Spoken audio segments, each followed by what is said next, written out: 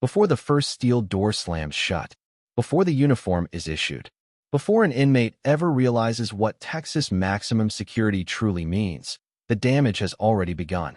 Texas doesn't just lock people away. It reshapes them. Behind layers of razor wire, concrete walls, and surveillance towers sits a system engineered with one quiet goal: control through psychological erosion.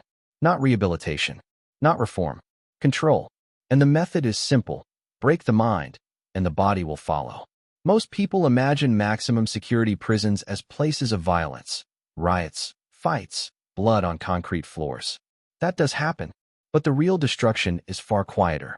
It happens in silence, in isolation, in endless repetition, in days that blur together until time itself feels meaningless. In Texas maximum security prisons, inmates aren't just punished for crimes.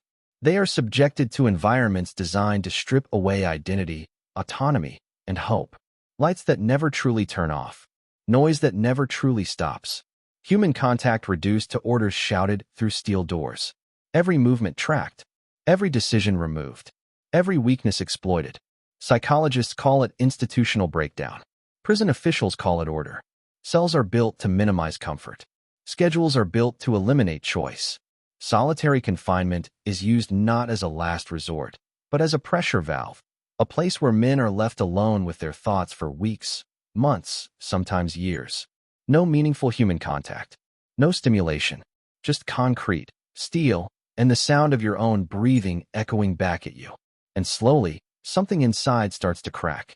Former inmates describe losing the ability to think clearly, to sleep, to remember who they were before the gates closed. Anxiety becomes constant. Paranoia feels rational. Rage builds with nowhere to go. Depression settles in like a permanent shadow. Some begin talking to themselves. Some stop talking altogether. Some harm themselves just to feel something again. This isn't accidental. Texas maximum security prisons are architected, scheduled, and managed in ways that apply relentless psychological pressure. The longer someone stays inside, the harder it becomes to function like a human being at all. And when release finally comes, if it comes, many are sent back into society mentally fractured, emotionally numb, or permanently altered. The public rarely sees this side of the system. What happens inside these walls isn't shown on guided tours or official reports. But the evidence is written all over the people who survive it. So the question isn't whether Texas maximum security prisons break inmates. The real question is, were they ever meant to do anything else? Before we begin, tap like, leave a comment, and subscribe to the channel. Your support helps us uncover the darkest corners of the prison system. Now let's step inside. The architecture of control, how Texas maximum security was built to dominate the mind. Long before an inmate ever steps inside a Texas maximum security prison, the system has already decided how they will live, move, think, and break. These prisons were not designed by accident. They are the product of decades of policy decisions, political pressure, fear-driven legislation, and a philosophy that values control above all else. To understand why Texas maximum security prisons are designed to break inmates, you first have to understand how they were built and why. The birth of a punitive philosophy. Texas has long embraced one of the harshest criminal justice philosophies in the United States. Tough-on-crime politics, especially from the 1980s onward, reshaped how punishment was imagined. Rehabilitation became a secondary concern. Deterrence through severity became the priority. Maximum security prisons were no longer just places to hold dangerous individuals. They became symbols of power, meant to send a message not only to inmates, but to the public. The message was simple: cross the line, and the system will crush you. As crime rates rose and public fear intensified, lawmakers demanded facilities that could house the worst of the worst. But instead of focusing on containment alone, the designs increasingly emphasized psychological dominance. The goal wasn't just to prevent escape or violence. It was to impose an environment so overwhelming that resistance, physical or mental, would eventually collapse. Concrete as a weapon. Texas maximum security prisons are built almost entirely from reinforced concrete, steel, and stone. This isn't just for durability or security. It's intentional sensory deprivation. Concrete absorbs warmth. It deadens sound in unnatural ways. It creates a sterile, lifeless atmosphere that feels hostile to the human body. Cells are designed to be just large enough to meet minimum legal standards, often no more than a few steps from wall to wall. There is nowhere to pace freely, nowhere to stretch without touching cold surfaces, nowhere to feel comfortable. Windows, when present at all, are small, narrow, and often positioned so that inmates cannot see the horizon, the sky, or any meaningful sign of the outside world. Natural light becomes distorted, filtered, or completely absent. Over time, this disrupts circadian rhythms, sleep cycles, and emotional regulation. It sounds minor. It isn't. Studies and inmate testimony repeatedly show that loss of natural light and spatial freedom leads to anxiety, depression, irritability, and cognitive decline. Texas prisons didn't stumble into this design. They embraced it. The geometry of isolation. Walk through a Texas maximum security unit, and one thing becomes immediately clear. Everything is built to separate. Cells are stacked in long, narrow corridors that stretch endlessly. Doors are solid steel, often with only a small slot for food trays or restraints. Human faces disappear behind metal. Conversations are reduced to muffled shouts or coded knocks. Eye contact, one of the most basic human needs, becomes rare. Common areas are limited, heavily monitored, and often stripped of any comfort. Recreation yards, when allowed, are bare concrete enclosures surrounded by high walls and fencing. No grass, no trees, no visual relief, just sky above and stone below. This architecture enforces social starvation. Humans are wired for connection. When meaningful interaction is restricted or removed, the brain begins to malfunction. Emotional regulation weakens.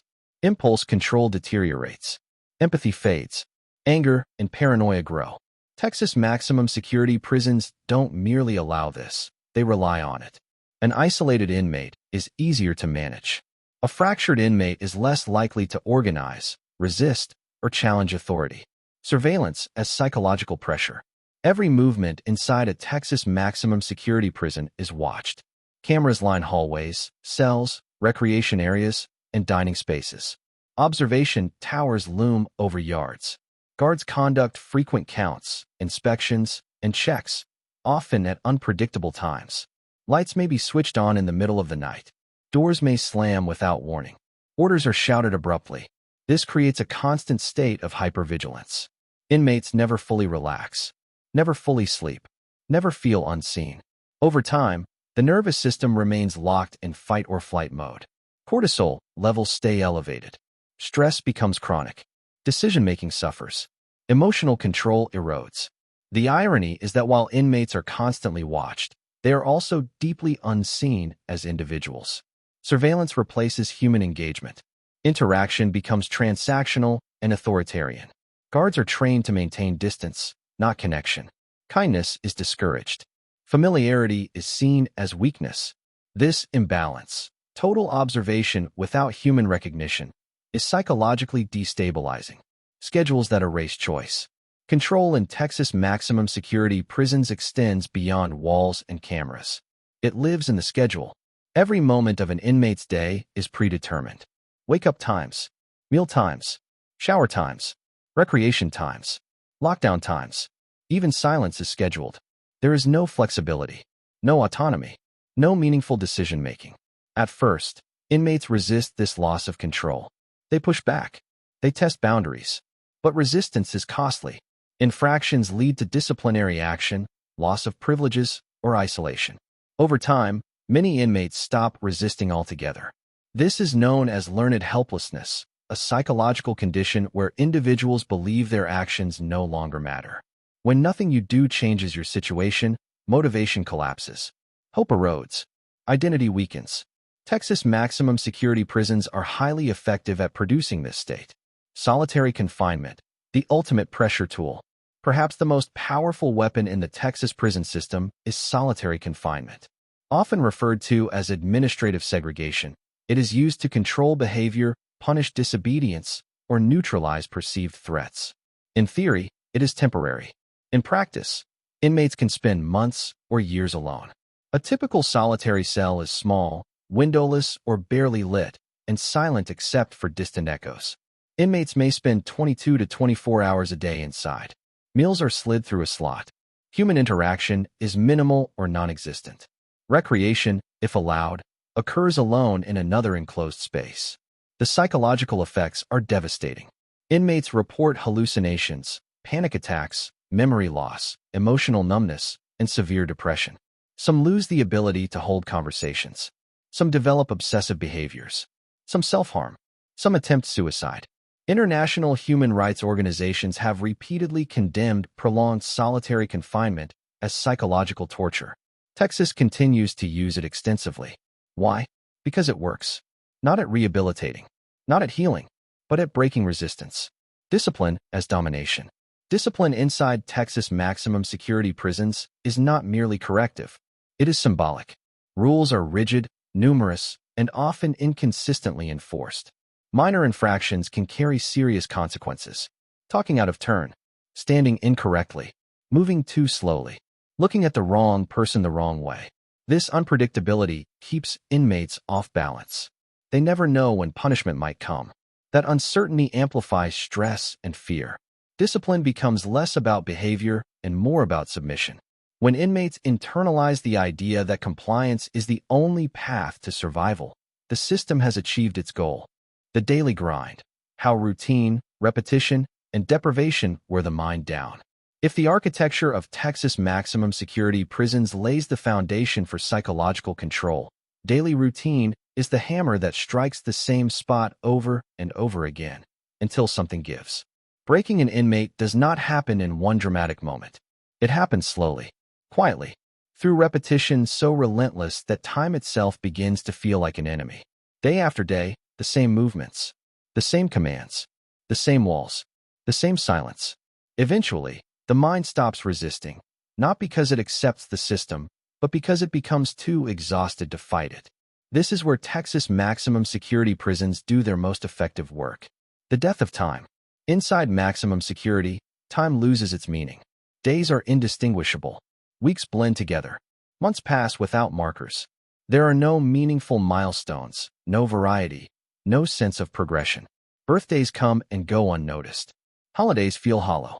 Seasons change outside, but inside the walls, nothing changes at all.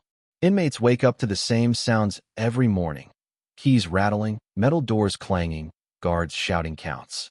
Meals arrive at the same times, often identical in appearance and taste. Recreation, when permitted, occurs in the same enclosed spaces, under the same rules, for the same limited duration. This monotony is not incidental. It is psychological erosion by design. Human beings rely on variation to stay mentally sharp. Novelty stimulates the brain.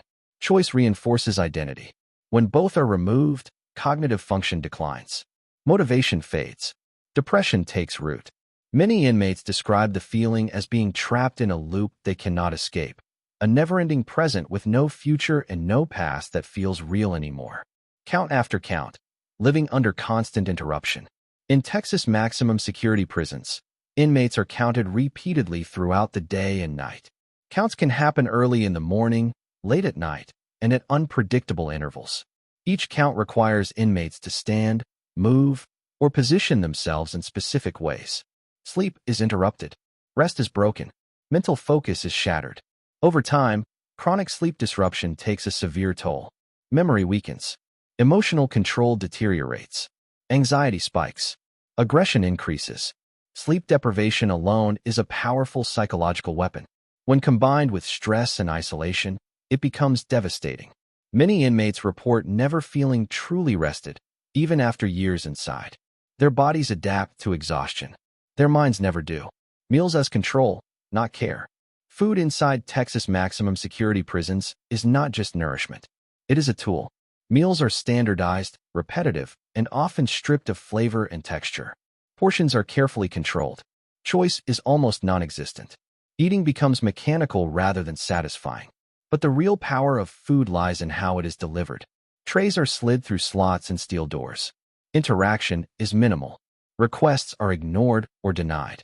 Complaints can lead to disciplinary action. Refusing food is one of the few ways inmates can express control, and when they do, it is often met with force or punishment. Food. something deeply tied to comfort and culture, becomes another reminder that autonomy no longer exists. Movement without freedom. In maximum security, inmates are allowed to move, but only in tightly controlled ways. Every escort follows strict procedures. Hands restrained, heads down, silence enforced, routes predetermined. Any deviation is met with force. Even recreation feels restrictive. Outdoor time, when allowed, often takes place in concrete enclosures surrounded by high walls, sometimes called dog runs. There is sky overhead, but no horizon, no distance, no escape. Inmates walk in circles, pace, sit alone. This limited movement reinforces the idea that the world has shrunk, that life has been reduced to a few steps forward and a few steps back. Over time, physical stagnation mirrors mental stagnation. The absence of touch. One of the most overlooked aspects of psychological breakdown in prison is the absence of human touch. No handshakes, no hugs, no comforting gestures. Even casual contact is prohibited. Guards maintain distance. Inmates are discouraged from physical interaction with one another. Touch is a basic human need. It regulates stress. It reinforces connection. Without it, people become emotionally numb or hypersensitive. In Texas maximum security prisons, years can pass without meaningful physical contact. Some inmates describe forgetting what it feels like to be touched in a non-threatening way. Others flinch at even accidental contact. This deprivation doesn't just isolate inmates from others. It isolates them from their own emotions. Noise and silence, a psychological trap. Texas maximum security prisons are paradoxical places. They are both painfully loud and oppressively quiet. At all hours, there is noise. Doors slamming, guards shouting, distant alarms, echoing footsteps. And yet, meaningful sound is absent. No music, no conversation, no laughter, no normal human rhythm. The brain struggles to process this contradiction. Noise without meaning becomes stress. Silence without peace becomes anxiety. Some inmates develop hypersensitivity to sound. Others experience auditory hallucinations. Some begin talking to themselves just to fill the void. The environment itself begins to feel hostile, as if the building is actively working against them. Rules that change, power that doesn't.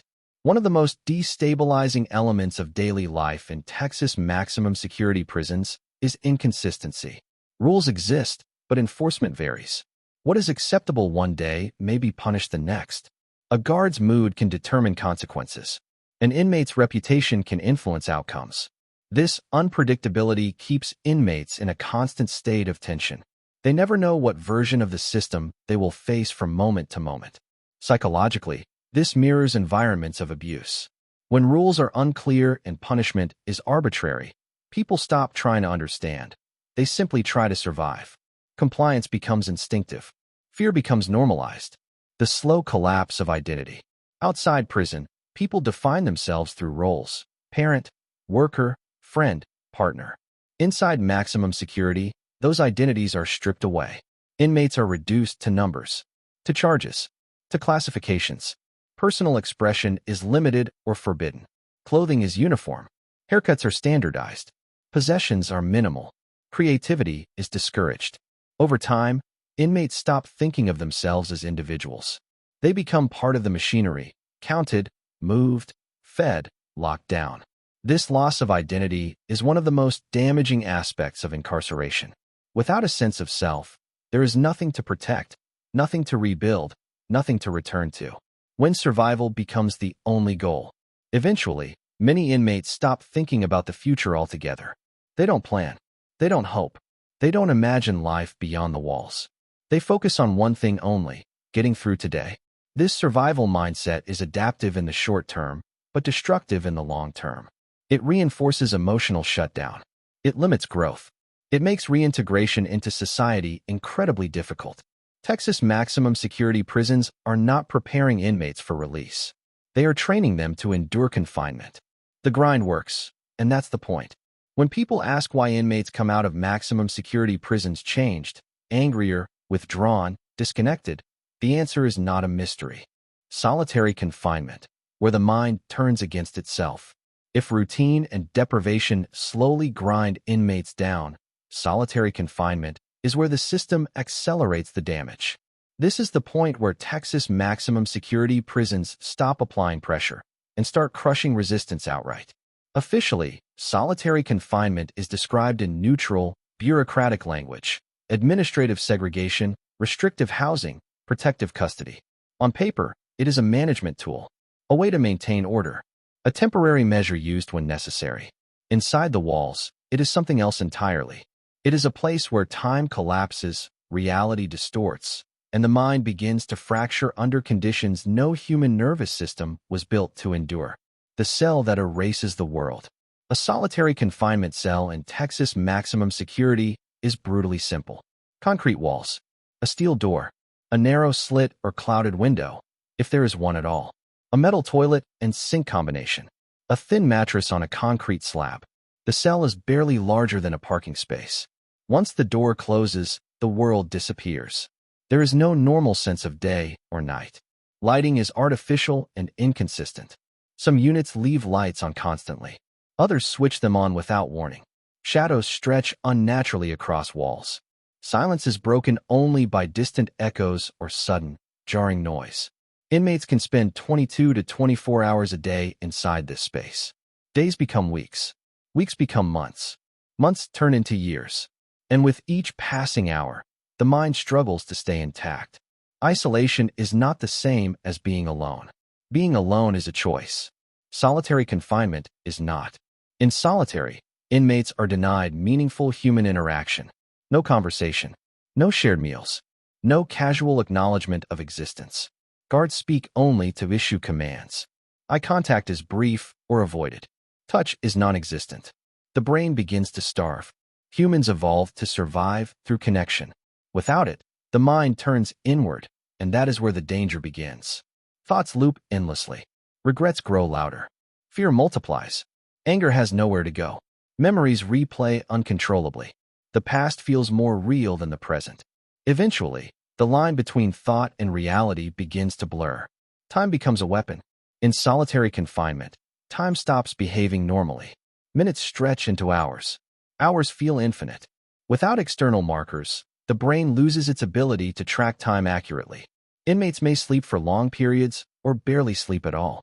Dreams bleed into waking moments. Some inmates report counting cracks in the wall. Others pace in tight circles for hours. Some lie motionless, staring at the ceiling, waiting for anything, a sound, a knock, a voice, to break the silence. This distortion of time is deeply destabilizing.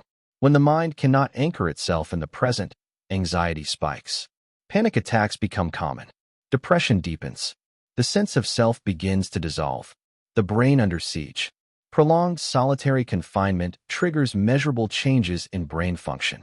Inmates report hallucinations, visual and auditory, memory loss, difficulty concentrating, emotional numbness, sudden rage, paranoia, suicidal thoughts. Some begin hearing voices. Some see shadows moving where nothing exists. Some become convinced they are being watched, even when alone. These symptoms are not signs of weakness. They are predictable responses to extreme isolation. Texas maximum security prisons are well aware of these effects. Studies, lawsuits, and internal reports have documented them repeatedly. And yet, solitary confinement remains one of the most frequently used tools in the system. Punishment without an end date. One of the most psychologically damaging aspects of solitary confinement is indefinite duration. Inmates are often placed in isolation without knowing when, or if, they will be released back into general population. Reviews may occur, but decisions are opaque. Criteria change. Appeals go unanswered. This uncertainty is devastating. Hope requires an endpoint. When there is no clear finish line, the mind begins to collapse under the weight of anticipation. Every day becomes a test of endurance with no reward. Some inmates stop asking questions altogether. Others stop caring. Some lash out in desperation, only to extend their time in isolation. The system reinforces itself. Self-harm as communication. In solitary confinement, self-harm becomes tragically common. Cutting, headbanging, starvation, suicide attempts. To outsiders, these acts may seem irrational. Inside solitary, they often serve a purpose. They force recognition. When inmates have no voice, pain becomes language. Some harm themselves just to feel something. Others do it to be moved, evaluated, or acknowledged. Medical attention becomes the only human contact they receive. This is not rehabilitation. It is psychological collapse under controlled conditions. The cycle of control. Solitary confinement is often justified as a response to misbehavior. But the conditions inside isolation units frequently cause the very behaviors used to justify continued confinement. An inmate placed in solitary may become unstable. Instability leads to infractions. Infractions lead to more time in solitary. It is a closed loop. Texas maximum security prisons rely on this cycle to neutralize inmates deemed difficult, dangerous, or non-compliant. The goal is not improvement. It is submission. What comes out is not what went in. When inmates are finally released from solitary confinement, back into general population or into the outside world, the damage does not disappear. Many struggle to tolerate noise, crowds, or normal conversation. Some cannot maintain eye contact. Some experience panic in open spaces.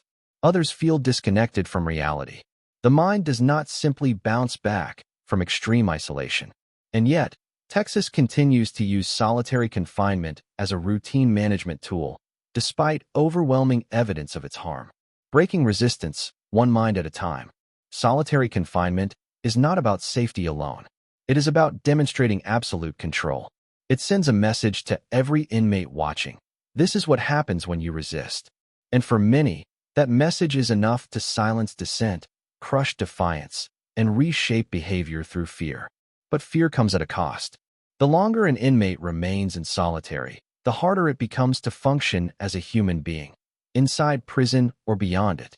By the time the system moves on to its next stage, long-term psychological consequences and permanent damage, many inmates are already broken in ways that cannot be undone. Permanent damage, what the system leaves behind. By the time an inmate has endured years inside Texas maximum security prisons, especially if solitary confinement has been part of that journey, the question is no longer whether damage has occurred. The question becomes, how much of it is permanent? This is the stage the system rarely talks about. The part that doesn't show up in intake reports, disciplinary logs, or release paperwork. The part that follows inmates long after the gates open, long after the uniform comes off, and long after the public assumes their punishment has ended. Because for many, it hasn't. When survival becomes a disorder. Inside maximum security, survival is not optional, it's mandatory. Inmates adapt in ways that keep them alive in hostile conditions. Hypervigilance, emotional shutdown, aggression when threatened, distrust of everyone. These adaptations make sense inside prison. Outside, they become liabilities. Former inmates often describe feeling like they're still incarcerated even after release. Crowds feel dangerous. Sudden noises trigger panic. Authority figures provoke fear or rage. Normal disagreements feel like threats that must be met with force or withdrawal. This isn't weakness. It's conditioning. Texas maximum security prisons train the brain to survive extreme control environments. When that environment disappears, the brain doesn't automatically reset. Emotional numbness and the loss of empathy. One of the most common long-term effects reported by former inmates is emotional blunting. Inside, emotions are dangerous. Showing vulnerability can invite exploitation. Expressing sadness can be seen as weakness. Anger, on the other hand, becomes a shield. Over time, many inmates learn to suppress emotional responses altogether. When they return to the outside world, this suppression doesn't vanish. Relationships suffer. Family connections feel distant. Romantic bonds feel impossible. Joy feels muted. Grief feels inaccessible. Some describe feeling like observers in their own lives, present, but disconnected. This emotional flattening is not accidental. It is the byproduct of environments that punish feeling and reward emotional armor. Cognitive decline, when thinking becomes harder. Extended exposure to isolation, monotony, and stress affects cognitive function. Former inmates frequently report difficulty concentrating, memory problems, slower processing speed, trouble making decisions. Years of limited stimulation and enforced routine weaken the brain's flexibility. In maximum security, thinking creatively or independently is not encouraged. Obedience is. When release comes, Former inmates are expected to navigate complex social systems, make long-term plans, and manage responsibilities, often without support. Many struggle. This cognitive decline isn't always visible. It doesn't show up in a mugshot or a parole hearing, but it quietly undermines the ability to rebuild a life. The psychological weight of institutionalization. Institutionalization is one of the least understood consequences of long-term incarceration. Inside Texas maximum security prisons, every aspect of life is controlled. Decisions are made for you. Rules dictate behavior. Consequences are immediate and severe. Over time, many inmates lose confidence in their ability to make choices at all. Upon release, the sudden return of freedom can feel overwhelming. Simple decisions, what to eat, where to go, how to interact, become sources of anxiety. Some former inmates intentionally seek out structured environments because chaos feels unsafe. Others sabotage opportunities because uncertainty feels intolerable. Freedom, paradoxically, becomes frightening. Trauma without treatment. Texas maximum security prisons expose inmates to chronic trauma, witnessing violence, enduring isolation, living under constant threat, experiencing humiliation, being treated as disposable. And yet, meaningful mental health treatment is rare. Psychological distress is often managed through medication rather than therapy. Symptoms are suppressed, not addressed. Trauma is pathologized as misbehavior. Vulnerability is punished. When inmates leave prison, they carry unresolved trauma with them. Flashbacks, nightmares, hyperarousal, emotional detachment. Without treatment, trauma doesn't fade. It reshapes behavior. Recidivism as a predictable outcome. When former inmates struggle to function outside prison, the system often frames it as personal failure. But the reality is more uncomfortable. A system that breaks people psychologically should not be surprised when they return broken. Difficulty maintaining employment, strained relationships, untreated mental health issues, distrust of authority, poor impulse control. These factors increase the likelihood of reoffending, not because former inmates are incapable of change, but because they were never prepared for life beyond confinement. Recidivism, in this context, is not an accident. It is a predictable outcome of a system that prioritizes punishment over rehabilitation. Families carry the damage too. The psychological toll of maximum security incarceration does not end with the inmate. Families feel it. Partners struggle to reconnect. Children grow up with emotionally distant parents. Trust is fragile. Communication feels strained. Expectations clash with reality. Loved ones often expect the person they knew to return. Instead, they meet someone altered by years of control and deprivation. This disconnect creates frustration, resentment, and heartbreak on both sides. The damage spreads outward. The silence around mental collapse.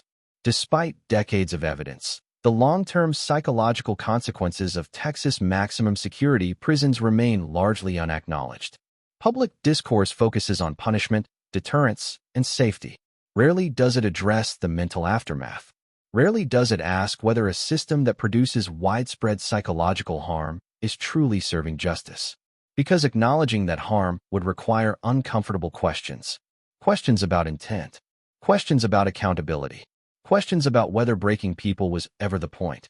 When breaking becomes policy, by the time an inmate leaves a Texas maximum security prison, the system has often accomplished exactly what it set out to do.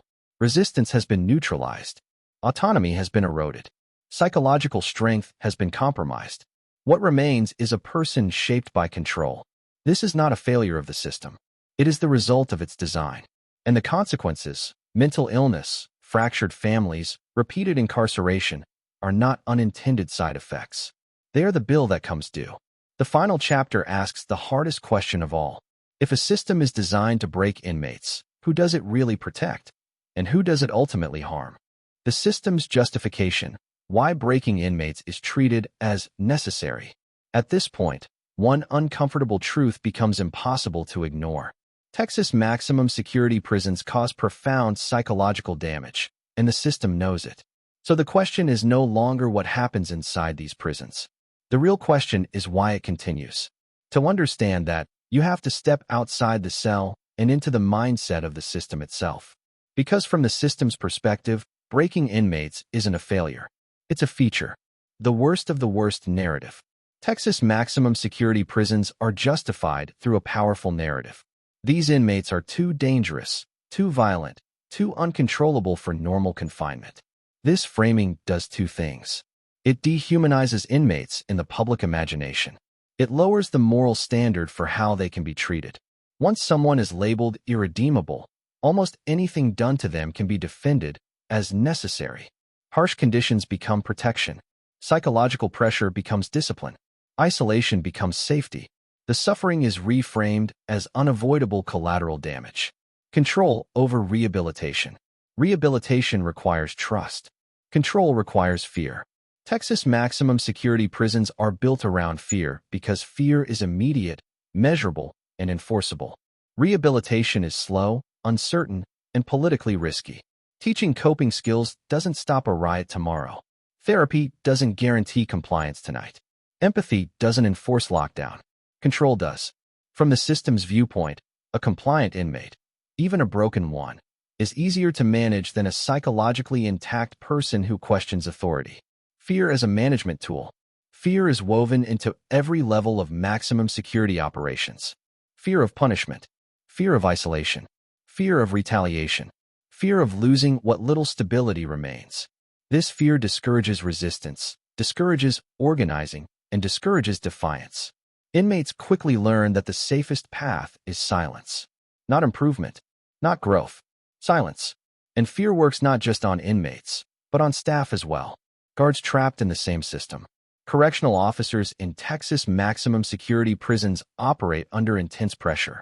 They are trained to prioritize security above all else.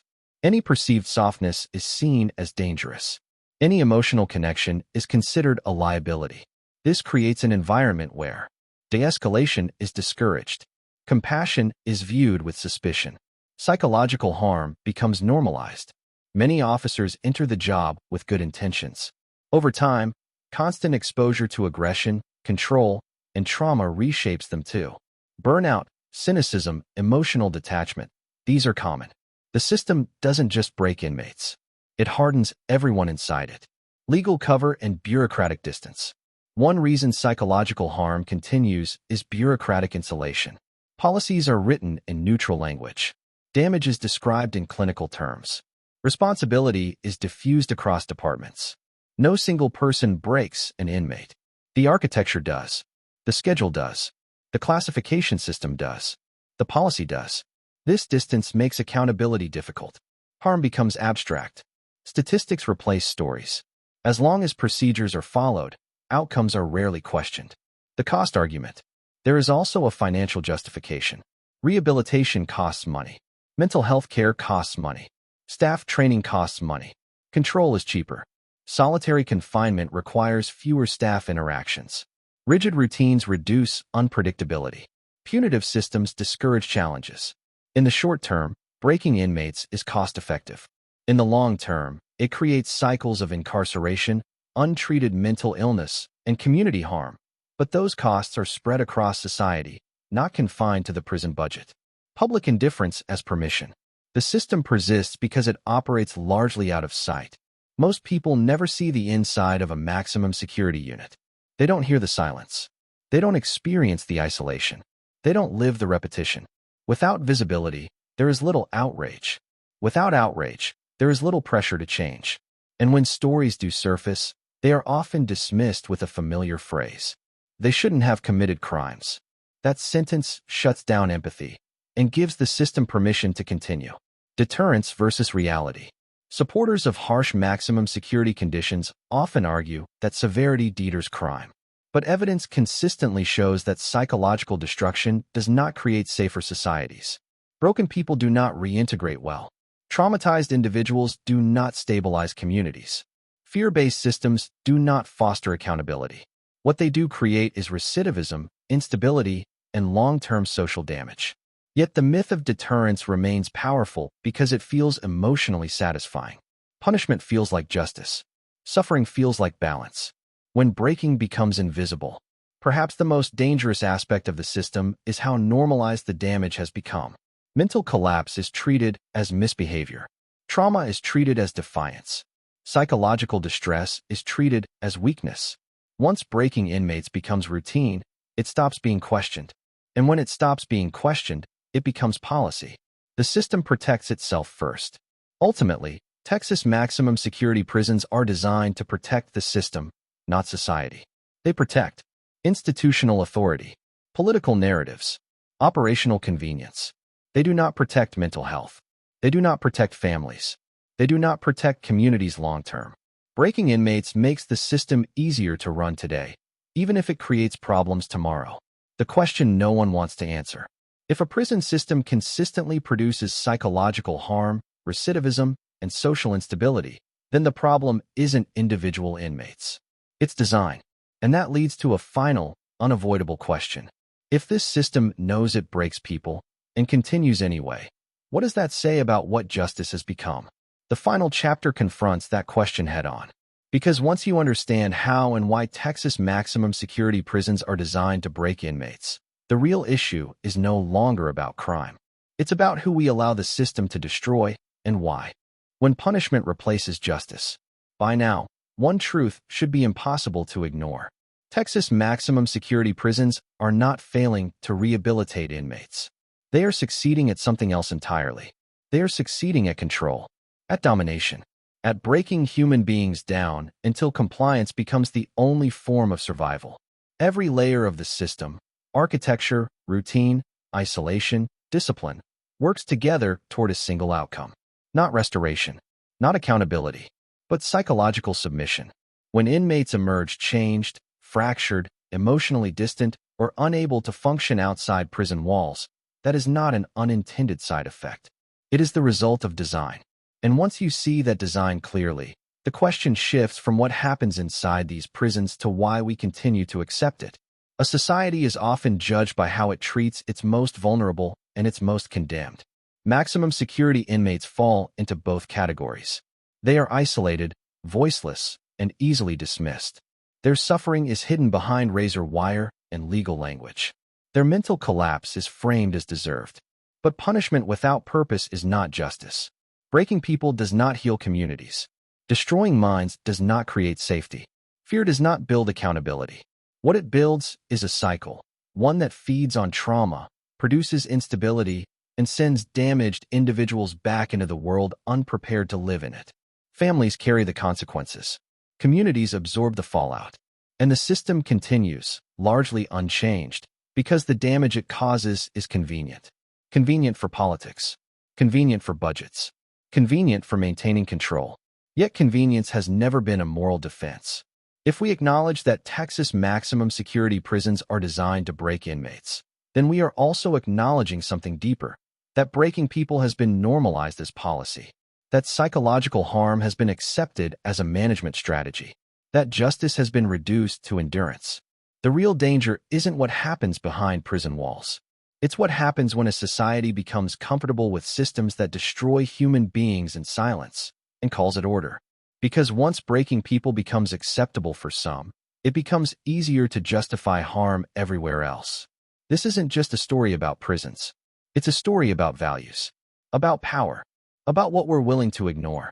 And the most uncomfortable truth of all is this: if a system is designed to break inmates, it may already be breaking something in all of us. Thanks for watching. Like, share, and subscribe.